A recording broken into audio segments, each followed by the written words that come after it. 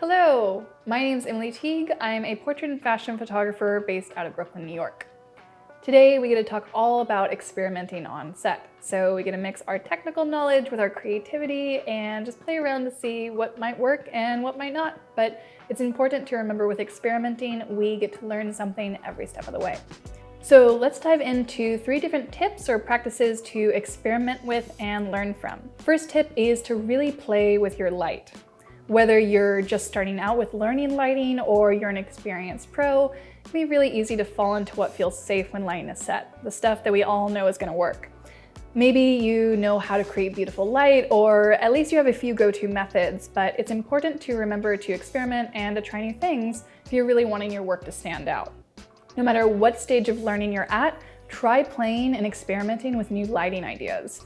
We have endless options to manipulate light, so let's get creative with it. A little refresher on understanding light so we know how we can use it. Our light travels in straight lines, and from there, 2 different things can happen. Either that light is going to run out or it's going to hit something.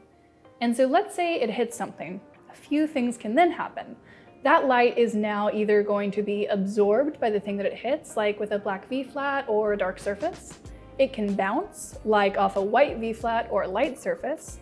It can scatter, which is bouncing in all possible directions when light is reflected, whether that's from hitting and reflecting off particles in the air, like when it hits cloud or smoke.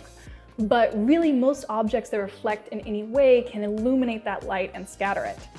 It can also be refracted, which is when the speed and direction of the light is changing, like when light passes through a prism or through water. Or depending on what it's hitting, it can also pass through. So think of light hitting through a softbox baffle or a light bed sheet. Light is hitting through the object, our baffle or bed sheet, and because of the opacity of the fabric, it can still travel through with less power and continue until it either hits something or it runs out. So with all those lighting principles in mind, how can we really play with our light now?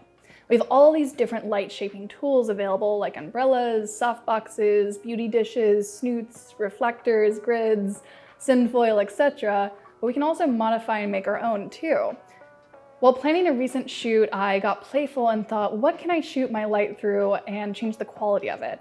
And then I just tried a bunch of different things out. So I ended up using my strobe, my ELC 500, paired with a teal gel, and I shot through a fishbowl with multiple layers of diffusion wrapped around it. I then balanced that teal light from the side with a beauty dish wrapped in pink sparkly fabric that was bounced off a white wall and back onto my model. I love the results, and to me it feels a lot like moonlight.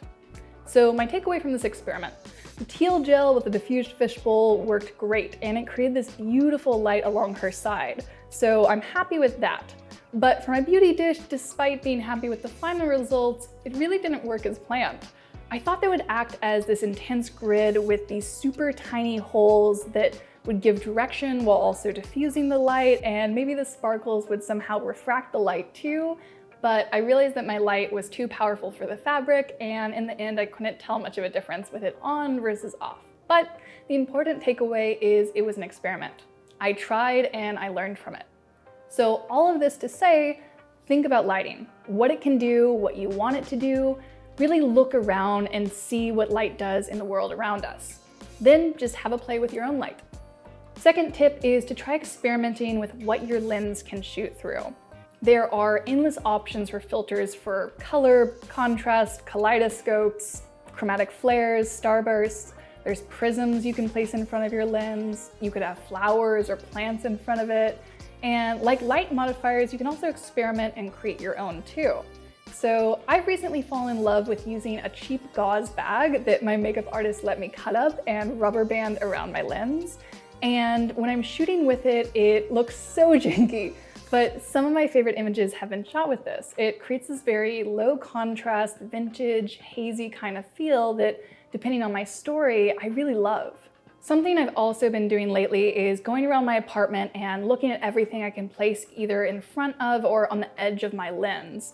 So I've used everything from drinking glasses, mirrors, silver bowls, sunglasses, bottles, ashtrays. There are so many options to play with to get different effects.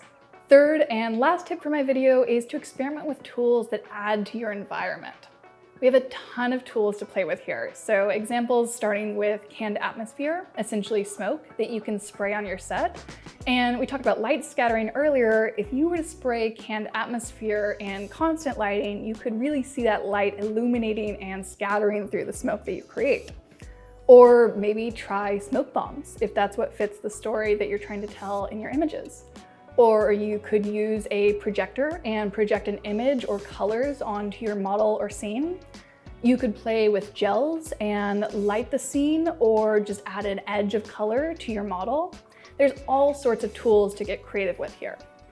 And those are a few of my tips for now, but keep in mind there are so many ways beyond what I've already listed to experiment with. For my few suggestions though, I'd love to hear what you think. Which of these practices have you already tried out? Which are you hopefully excited to try out? Let me know what you think in the comments below. I always read through them all and appreciate all of the thoughts, and I'll see you all soon.